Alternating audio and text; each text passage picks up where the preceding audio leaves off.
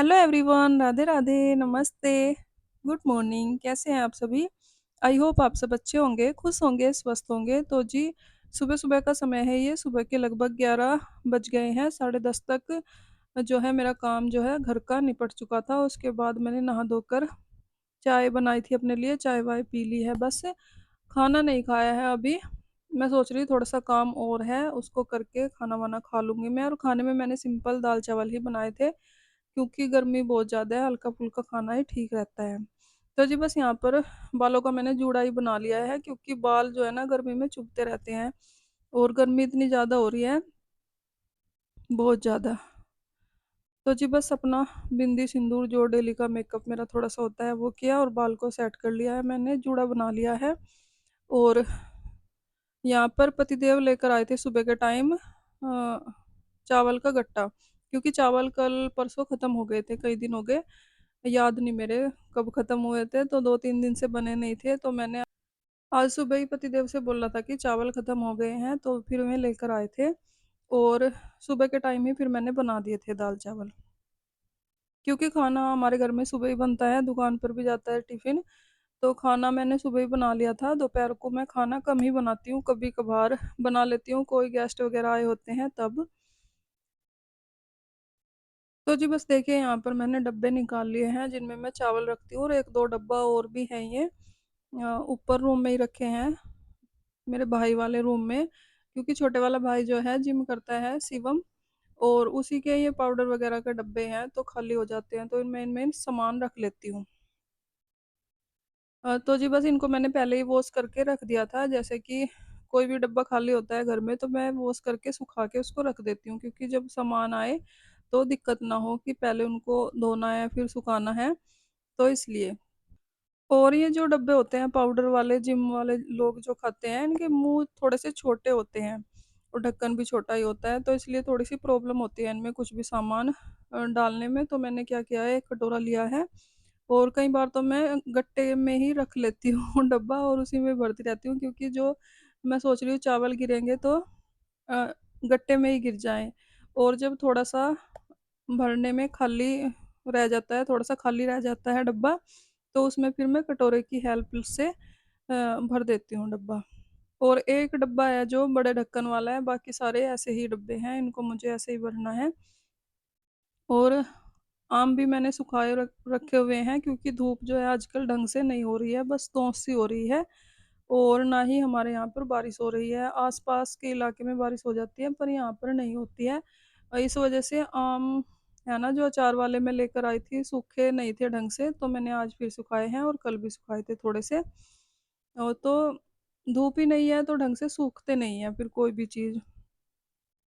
फिर भी अचार बनाने लायक हो गए हैं, उनका अचार भी बनाना है मुझे, और उसकी रेसिपी भी मैं आप लोगों के साथ शेयर करूंगी। बहुत ही सिंपल तरीका है, और सालों साल अचार जो है खराब नहीं होता है।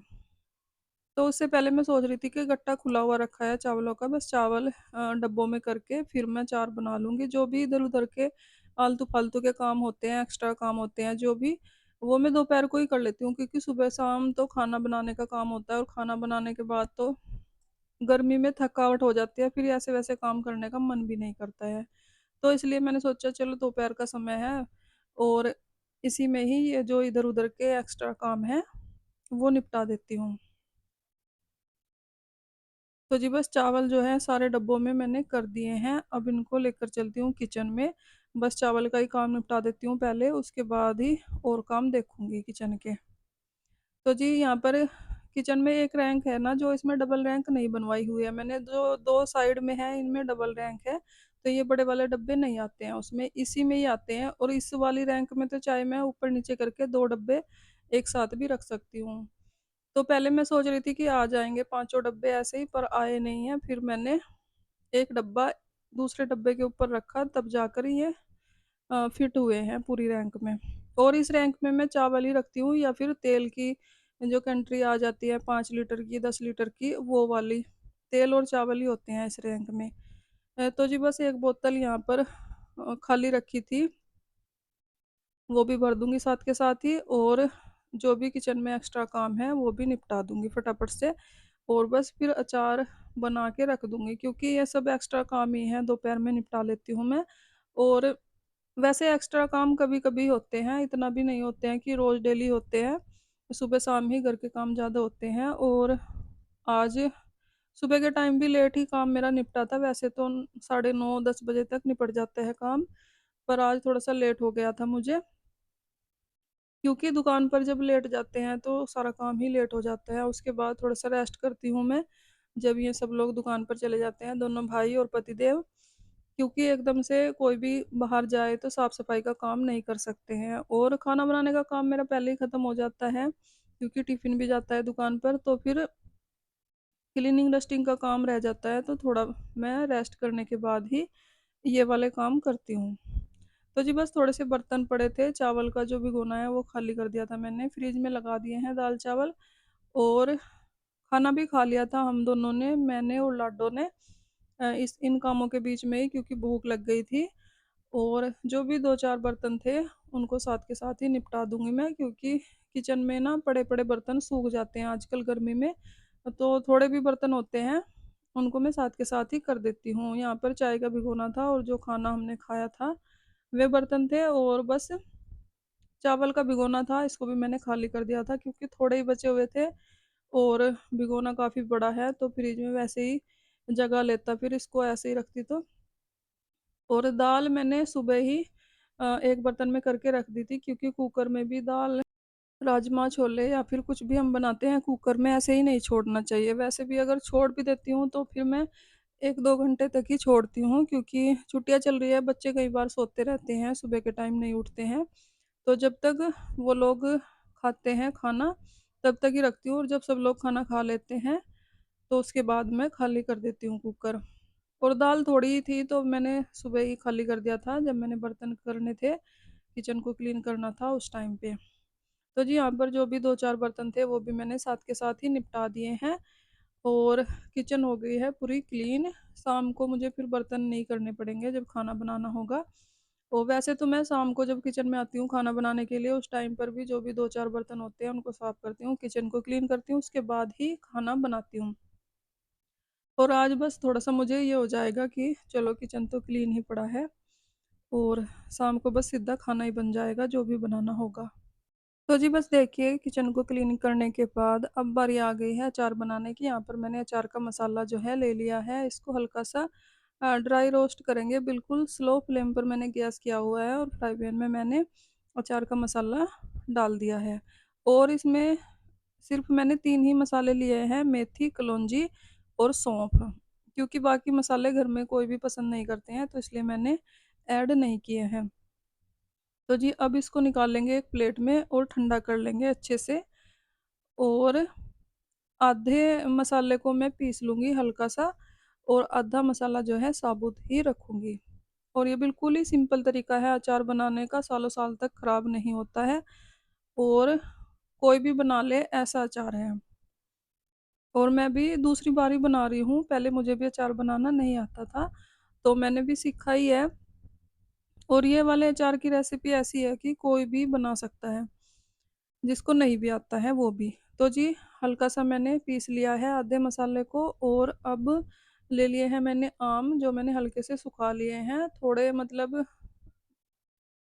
सुखाए हैं, मतलब कि धूप नहीं लग रही थी, वैसे तो कैड़ी धूप हो तो 2 घंटे तक सुखा लो, तो ऐसे आम हो जाएँगे अचार बनाने लायक। तो जी, यहाँ पर मैंने तेल ऐड कर दिया है, तेल मैंने कच्चा ही ऐड किया है, क्योंकि हमारे यहाँ कच्चा ही ऐड करते हैं, और बिल्कुल भी खराब नहीं होता है अचार। और पका के अगर तेल को इसमें ऐड करेंगे तो खराब होने का डर रहता है।